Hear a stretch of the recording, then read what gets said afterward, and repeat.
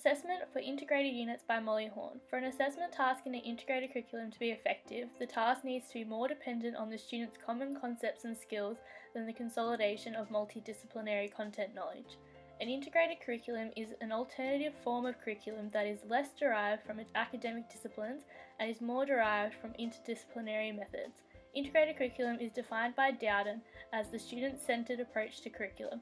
Throughout the literature, many characteristics of integrated curriculum have been discussed. These include multidisciplinary, transdisciplinary, and interdisciplinary. These characteristics are different level approaches to an integrated curriculum. Dowden defines multidisciplinary as the subject-centered approach. A theme or topic is selected that can be used across two or more subject areas. So similar ideas are being taught across subjects, however the subjects will remain separate. The interdisciplinary approach is creating a new subject or course that has combined the content of two different subjects. Teachers will use planning to identify key concepts, topics, and ideas in order to organise the subject. Transdisciplinary approach is student society centered. The content and skills originate from the student's needs, problems, and concerns. Teachers will determine this and teach the subject matter that is relevant to these students with a curriculum that can be both structured and unstructured, where both teachers and students create the unit of study. An integrated curriculum can make the subject matter, concepts, and skills relevant and meaningful to the students by having less concern about disciplinary boundaries and more emphasis on student-centered learning. Van Tassel, Basker, and Wood identify the importance of effectiveness demonstrated and teacher acceptance of an integrated curriculum. It is evident that through the evaluations of and studies conducted within schools, teachers were overall accepting of an integrated curriculum, though both benefits and obstacles were found. Teachers' acceptance rates were high in respects to the curriculum elements employed, challenges, and the reuse of an integrated curriculum. Within other schools, teachers found an increase in student engagement, and some teachers found the assessment skills rubric across multiple subject areas to be an appropriate representation of student learning.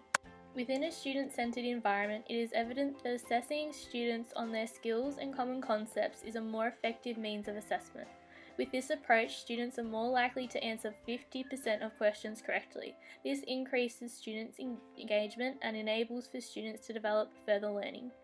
Assessments of multidisciplinary content knowledge would lead to assessment tasks such as tests, which are often ineffective in defining the students' learning abilities.